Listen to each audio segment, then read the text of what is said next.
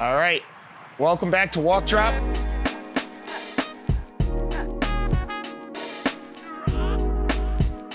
As you can see, I am no longer in the United States. I am in Taiwan. That's why it's been a little while since you guys have heard from me last. So without further ado, let's get right into it. We're gonna start talking about bangbang today and some of the aspects of that and how they can be medicinal. Now, bangbang is a traditional summer dish. It's generally cooled. The chicken, as you see from the instructional videos, left in the fridge to cool down after cooking, right? And it uses a number of raw vegetables, including two of what we're gonna talk about today are both fangqie tomato and huanggua, or sometimes called qinggua, which is a cucumber. Both of these vegetables tend to be more cooling, so they tend to add to the summer dish. First, let's talk about fangqie. Tomatoes, or fangqie, You mean tomatoes, right? enter the stomach and the liver channels, and they tend to be associated with the flavors of sweet and sour. Especially here in Taiwan, tomatoes are really sweet and they're sour. So they enter the channels of the stomach and the liver. They tend to clear heat, right? And they also will clear heat in the blood. So that's a really effective thing. They also tend to break up blood stasis too for bruising. While they clear heat, and they clear heat in the general body, but also in the blood by cooling the blood. They also tend to generate fluids. So if somebody's thirsty or they're not generating enough fluids, tomatoes will assist in the generation of fluids, what they call in Chinese, 香津液, right? Or they'll also, at the same time, 补yin, right? Or strengthen or tonify the yin qi of the body. And they assist in things like strengthening the eyes for night vision, for people who have night blindness. It's oftentimes tomatoes are used.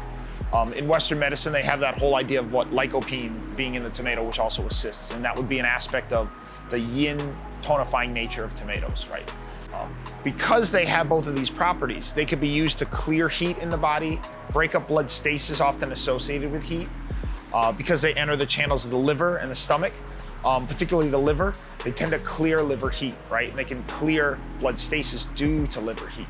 So they're really effective at clearing both summer heat on the exterior of the body that might affect the blood, but also clearing heat that's associated with liver stagnation and liver stagnation that then in turn causes sluggishness in the blood due to heat. All right, so in Chinese cuisine, you'll find, particularly in Sichuan cuisine, that tomatoes are not made into a paste, right? That's not common in China. What happens is that they're normally eaten fresh and raw, or they're eaten as steamed in things like a steamed dish or in soups. So they cook their tomatoes like that. They're not minced into pastes and things like that.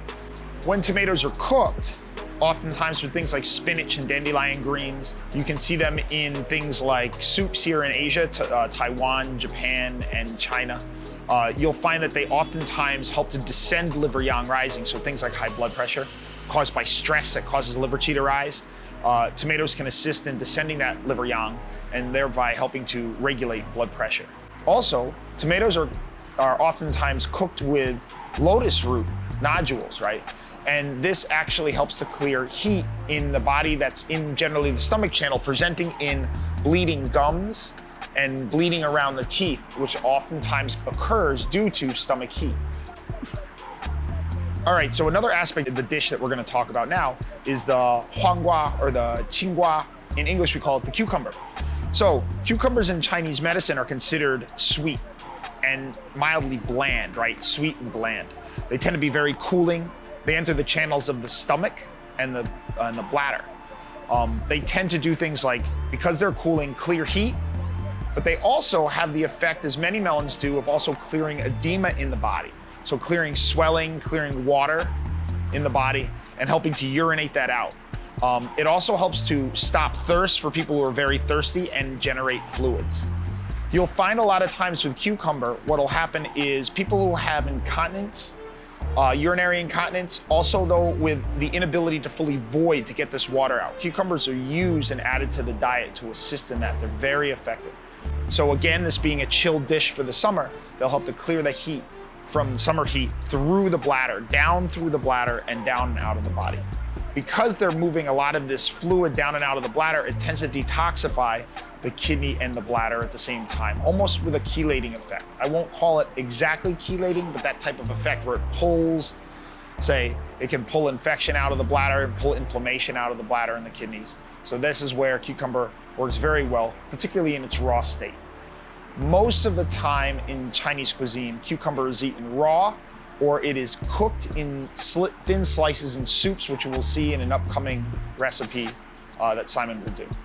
As cucumber is able to assist in ridding the body of excess fluid, in Chinese medicine we call it dampness, right? Shi qi, right? One of the aspects of it is that cucumber itself assists in particularly dampness associated with excess sugar intake. Also, dampness tends to sit in the body, fluids tend to sit in the body due to somebody who has problematic diabetes. So, cucumber juice can be drank to induce the ability to void out that excess fluid in the body associated with sugar and associated with diabetic issues leading to edema and swelling in the body. Also, cucumbers can be boiled in a solution of half water and half vinegar, and then that can be drank to help induce urination, particularly from damp heat that might be in the body, to clear that damp heat out of the body. That kind of fluid of the cucumber mixed with the water and the vinegar can also be put on eczema and skin issues that relate to damp heat. So that's another Chinese medicine treatment for that.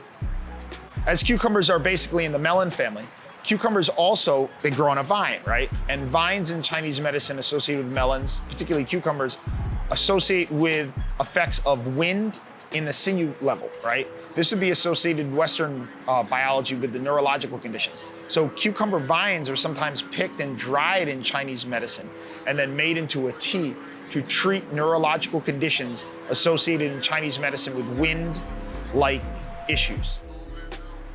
Just to note about this dish, if you tend to be spleen qi deficient, what we call pi qi shu in Chinese medicine, you need to be careful of eating raw things, particularly because of the two major ingredients that are on the underlying bottom of the dish, which are cucumbers and tomatoes, tend to exacerbate spleen deficient people. However, with that, one of the things that you can do is do this in a more warm way, where you don't fully cool the dish and you allow the heat of the chicken to move into the noodles, and that way it's not fully cold, thereby reducing the amount of kind of injury to the spleen with somebody that injury to digestion that somebody may have if they eat this completely cold and completely raw. So that's just a little warning. If you are spleen qi deficient, you want to avoid this dish. But if you are only minorly spleen qi deficient, if you do not chill the chicken and do not chill the noodles, then you can actually put them over the raw tomatoes and cucumbers and not see much of a problem with eating like that. One of the ways that we try to balance the cooling nature of this dish, obviously chicken is more warming and strengthens the spleen. We are chilling it.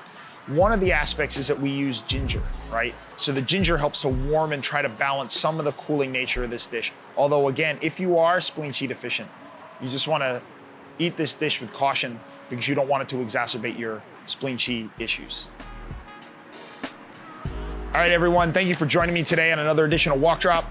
As you can see, now that I am successfully in Taiwan, I'll be coming forward to do a lot more episodes, particularly about the medicinal aspects of the traditional Chinese cuisine, and maybe even some cultural aspects of Taiwan. So I hope to see you guys on here again soon, and I hope you enjoy the Bang Bang Jisa. Have a great day, guys.